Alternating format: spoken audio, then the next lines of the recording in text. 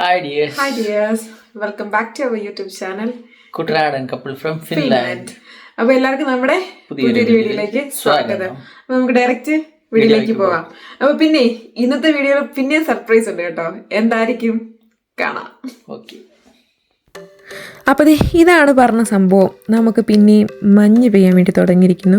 അപ്പോൾ ഇത് ഫസ്റ്റ് മഞ്ഞൊന്നും ഞാൻ പറഞ്ഞിട്ട് ചുമ്മാ ഗുമ്മാക്കുന്നൊന്നുമില്ല, അതിൻ്റെ ആവശ്യമില്ല. ഇത് കുറേ നാളായി മഞ്ഞ് പെയ്തു, പിന്നെ പുലർച്ചി പിന്നെ മഴ പെയ്തു, ഇപ്പോൾ അതേ പിന്നെ മഞ്ഞ് പെയ്തു. അപ്പോൾ ഇന്ന് എനിക്ക് ഓഫാണേ. അപ്പോൾ ഞാൻ ഇച്ചുവിനോട് പറഞ്ഞു, ഇച്ചു ഇന്ന് എനിക്ക് ഓഫായതുകൊണ്ട് ഇച്ചു ഇന്ന് ക്ലാസ്സിൽ പോകണ്ട, നമുക്ക് എവിടെയെങ്കിലും പോകാമെന്ന് പറഞ്ഞു. അങ്ങനെ നമ്മൾ ഹെൽസിങ്കി വരെ പോകാൻ വേണ്ടിയിട്ട് ഇറങ്ങിയേക്കുവാണ്. നല്ല അടിപൊളിയായിട്ട് മഞ്ഞൊക്കെ പെയ്യുന്നുണ്ട്. അപ്പം ഒരു വീഡിയോ ഒക്കെ എടുക്കാം എന്നുള്ളൊരു സെറ്റപ്പിലാണ് നമ്മൾ ഇറങ്ങിയത്. അപ്പോൾ ഇത് കണ്ടോ, ഇത് ആസ് യൂഷ്വൽ നമ്മൾ ഇങ്ങനെ മഞ്ഞൊക്കെ തട്ടിയിട്ടിട്ട് എനിക്ക് ഭയങ്കര ഇഷ്ടമാണ് ഇങ്ങനെ ചെയ്യാനായിട്ട്, ഇപ്പോൾ വീഡിയോ ഒക്കെ എടുക്കുന്നത്. അപ്പം ഞാൻ ഇച്ചിനോട് ഇങ്ങനെ ചോദിക്കുന്നു, സ്നോ ഫ്ലേക്സിൻ്റെ ഷേപ്പ് കാണാൻ വേണ്ടി പറ്റുന്നുണ്ട്. അപ്പം ചെറുതായിട്ട് കാണാൻ വേണ്ടി പറ്റുന്നുണ്ട്, പക്ഷേ നമുക്ക് അത്ര ഡീറ്റെയിൽ ആയിട്ട് കാണാൻ വേണ്ടി പറ്റുന്നില്ല. അപ്പം അത് നമ്മൾ എന്താണെങ്കിലും അതിൻ്റെ ഒരു വീഡിയോ എന്താണെങ്കിലും ചെയ്യുവേ. നമ്മളോട് ആരും ഇതുവരെ പറഞ്ഞില്ല മഞ്ഞിൽ പേരെഴുതണമെന്ന്. അതുകൊണ്ട് നമ്മൾ തന്നെ നമുക്ക് എപ്പോഴും കമൻ്റ് ഇടുന്ന ഒരു കൊച്ചുണ്ട്, നമ്മുടെ സ്വന്തം നിമ്മിക്കുട്ടി. അവളുടെ പേര് നമ്മൾ മഞ്ഞിലെഴുതി ഒരു ഹൃദയമൊക്കെ കൊടുത്തു. എന്താണോ നമ്മളോട് മാത്രമാരും പറയാത്തത്, പക്ഷേ നമ്മൾ എഴുതും കേട്ടോ. നമ്മളോട് പറഞ്ഞില്ലെങ്കിൽ നമ്മൾ മഞ്ഞിൽ പേരൊക്കെ എഴുതും. അങ്ങനെയാണല്ലോ, അങ്ങനെ വേണമല്ലോ, അങ്ങനെയല്ലേ. അപ്പോൾ നമ്മൾ ട്രെയിനൊക്കെ നോക്കിയിരുന്നു. ട്രെയിൻ പാളത്തിലൊക്കെ നല്ല അടിപൊളിയായിട്ട് മഞ്ഞ് പെയ്തിട്ടുണ്ട്. പക്ഷേ ട്രെയിനൊന്നും താമസിച്ചൊന്നുമല്ല, കറക്റ്റ് ടൈമിൽ തന്നെ വന്നു. നമ്മൾ ട്രെയിനിൽ കയറി ഹെൽസിങ്കിലേക്കുള്ള യാത്രയിലാണ്. അപ്പോൾ എല്ലായിടത്തും തന്നെ മഞ്ഞൊക്കെ പെയ്ത് നല്ല അടിപൊളിയായിട്ട് വെള്ള കളറിൽ കിടക്കുന്ന നിങ്ങൾക്ക് എല്ലാവർക്കും കാണാൻ പറ്റുന്നുണ്ടല്ലോ അല്ലേ. എന്നാലും നമ്മുടെ നോർമൽ ലൈഫാണ്. നമുക്ക് മഞ്ഞ് പെയ്യുന്നതെന്ന് പറഞ്ഞിട്ട് നമ്മുടെ ലൈഫിന് പ്രത്യേകിച്ച് ചേഞ്ചോ കാര്യങ്ങളൊന്നുമില്ല. നമ്മുടെ കാര്യങ്ങളെല്ലാം നല്ല അടിപൊളിയായിട്ട് ചെയ്യുന്നു. അതാണ് ഇവിടെ എല്ലാവരും തന്നെ ചെയ്തുകൊണ്ടിരിക്കുന്നത്.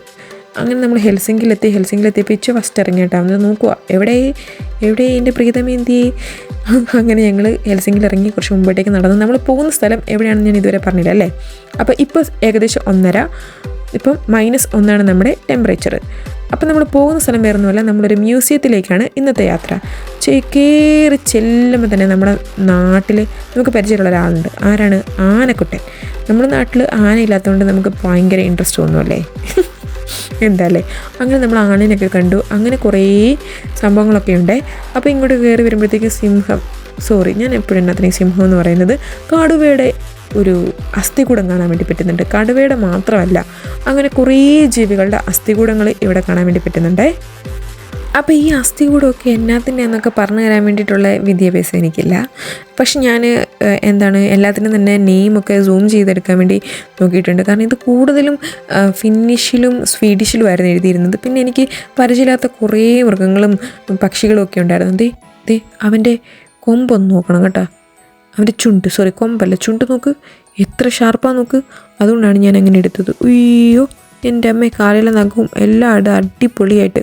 അപ്പം ഇൻ ഡീറ്റെയിൽ ആയിട്ട് ഈ മ്യൂസിയത്തിലെല്ലാം സ്കെലറ്റനും, അതായത് നമ്മുടെ എല്ലാം ഡീറ്റെയിൽ ആയിട്ട് എഴുതി വെച്ചിട്ടുണ്ട്. അപ്പം ഈ വീഡിയോയിൽ ഫുള്ള് ഇതിൻ്റെ ഹിസ്റ്ററി പറയാനോ അല്ല ഇതിന്നത്തിൻ്റെ ഇതാണെന്ന് പറയാനോ ഒന്നും എനിക്ക് സമയമില്ല. നമുക്ക് ജസ്റ്റ് ഇതിങ്ങനെ കണ്ടുപോകാം അല്ലേ, അതല്ലേ രസം.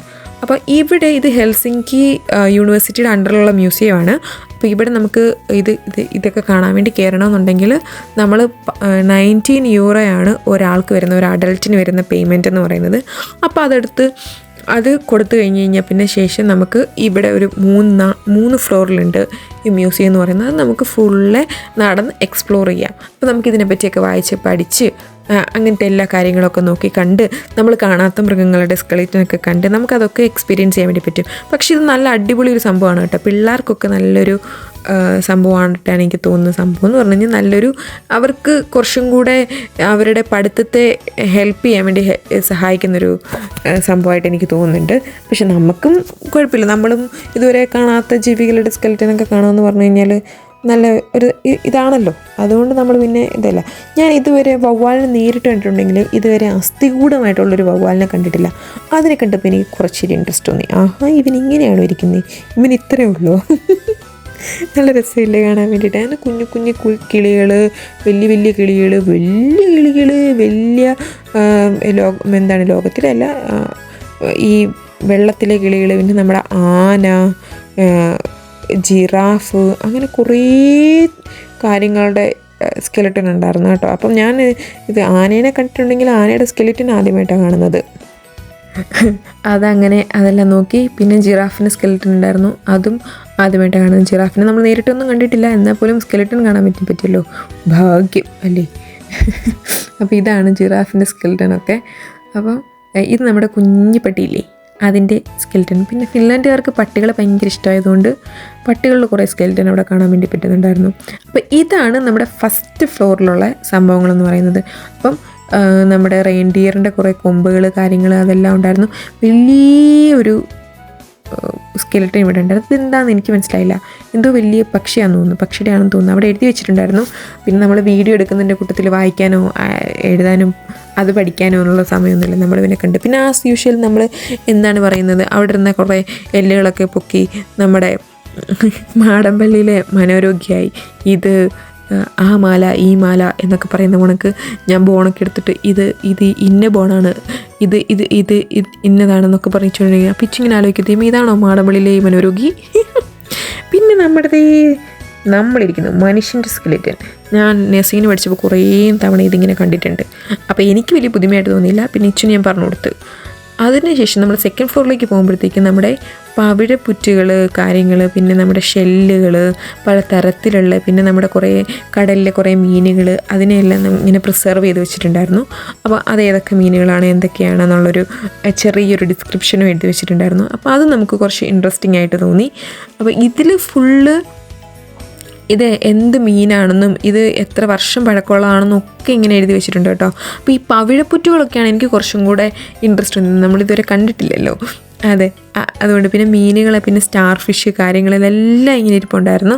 ഇത് ഈ മീനുകളുടെയൊക്കെയാണ് താഴെ വിഷ്വൽ ചെയ്ത് വെച്ചേക്കുന്നത് എന്നുള്ളൊരു ചെറിയൊരു ഡീറ്റെയിലിങ് കാര്യങ്ങൾ അതൊക്കെ അവർ എഴുതി വെച്ചിട്ടുണ്ടായിരുന്നു ഇപ്പുറം തന്നെ. ഇനി ഇങ്ങോട്ടേക്ക് വന്നു കഴിയുമ്പോഴത്തേക്കും ഇതെല്ലാം നമ്മുടെ ഗ്ലാസ്സിലാണ് ഇതെല്ലാം ചെയ്തു വെച്ചേക്കുന്നത്. അതായത് ഗ്ലാസ് ഇട്ടിട്ടുണ്ട്. അപ്പം ഒരു മൃഗങ്ങളുടെ ആവാസ വ്യവസ്ഥകൾ എങ്ങനെയാണ്, അവരെങ്ങനെയാണ് ഇര പിടിക്കുന്നത്, അങ്ങനത്തെ ഒരു ഡീറ്റെയിലിംഗ് ആണ് ഈ ഒരു ഫ്ലോർ ഫുള്ള് ചെയ്ത് വെച്ചാൽ. നമുക്ക് കാണുമ്പോൾ തന്നെ ഭയങ്കര ഒറിജിനാലിറ്റി ഫീൽ ചെയ്യുന്നൊരു സംഭവമാണ് കേട്ടോ. നമുക്കത് ഓരോ ഡീറ്റെയിലിങ്ങിനും മൈന്യൂട്ട് ഡീറ്റെയിലിംഗ് പക്കയായിട്ട് ചെയ്തിട്ടുണ്ട്, അടിപൊളി എന്ന് പറയാവേ. അപ്പം ഞാൻ ഇനിയിപ്പം ഇതിങ്ങനെ പറഞ്ഞിട്ട് മനസ്സിലാക്കേണ്ട കാര്യമൊന്നുമില്ല, നിങ്ങൾക്ക് കാണുമ്പോൾ തന്നെ അത് മനസ്സിലാവും. പിന്നെ ക്യാമറാമാൻ്റെ വിഷ്വലൊക്കെ ഇടയ്ക്ക് നിങ്ങൾക്ക് കാണാൻ വേണ്ടി പറ്റുന്നുണ്ട് കേട്ടോ, ഗ്ലാസ് ആയതുകൊണ്ട്. അപ്പം ഇത് നമ്മുടെ കരടി നമ്മുടെ സാൽമൺ മീനെ പിടിക്കുന്നൊരു സംഭവമാണ് കേട്ടോ. അപ്പം ഓരോ ഡീറ്റെയിലിങ്ങും നഖം ഉൾപ്പെടെ ഓരോ ഡീറ്റെയിലിങ്ങും നമുക്ക് ഒറിജിനാലിറ്റി ഫീൽ ചെയ്യുന്ന രീതിക്കാണ് അവരത് റെഡിയാക്കി വെച്ചേക്കുന്നത്.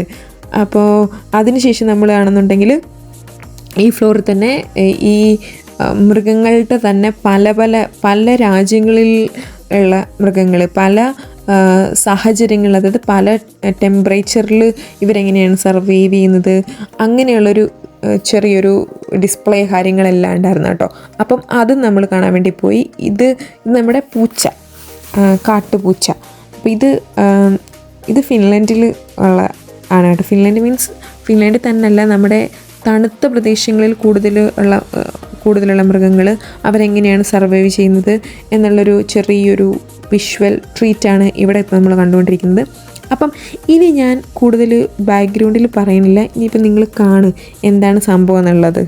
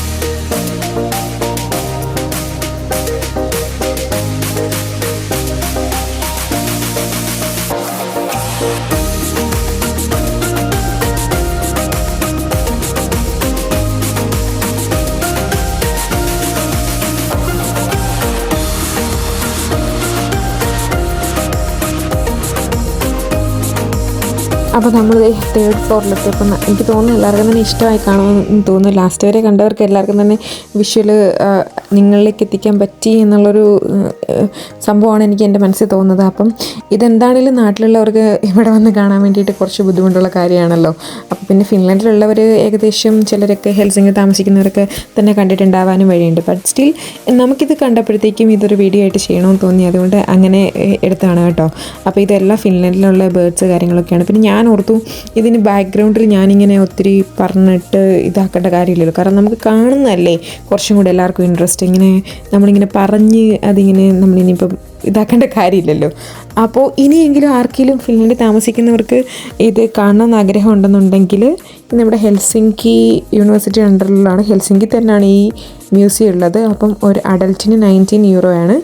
അപ്പോൾ പിള്ളേർക്ക് എത്രയാണെന്ന് എനിക്കറിയില്ല കേട്ടോ. അപ്പം നല്ലൊരു കാര്യമാണ് ഇടയ്ക്കിടയ്ക്ക് നമ്മൾ ഇങ്ങനത്തെ സംഭവങ്ങളൊക്കെ പോയി വിസിറ്റ് ചെയ്യുക എന്നുള്ളത്. അപ്പോൾ ഇനി ഇതിന് ശേഷം ഞങ്ങളാണെന്നുണ്ടെങ്കിൽ ഈ മ്യൂസിയത്തിൽ നിന്ന് ഇറങ്ങി കഴിഞ്ഞിട്ട് ഞങ്ങൾക്ക് ഇനിയും കുറച്ചും കൂടെ ഹെൽസിങ്കി സിറ്റിക്ക് ഒന്ന് കറങ്ങി കാണണമെന്നൊക്കെ ഉണ്ടായിരുന്നു. അപ്പം നമ്മളിതെല്ലാം കണ്ടു കഴിഞ്ഞിട്ട് ഇനിയിപ്പോൾ നമ്മൾ ഹെൽസിങ്കി സിറ്റിയിലേക്ക് ഒന്ന് പോവുകയാണ്.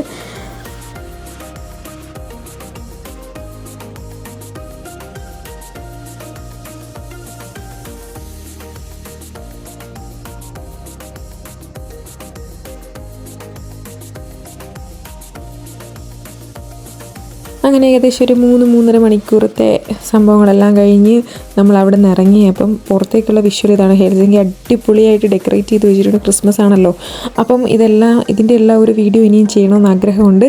അപ്പോൾ എല്ലാവർക്കും ഒത്തിരി നന്ദി ഞങ്ങളുടെ വീഡിയോ കണ്ടതിന്. ഇനിയും നമ്മളിതുപോലെ തന്നെ സപ്പോർട്ട് ചെയ്യുക. അപ്പോൾ thanks for watching our video. By.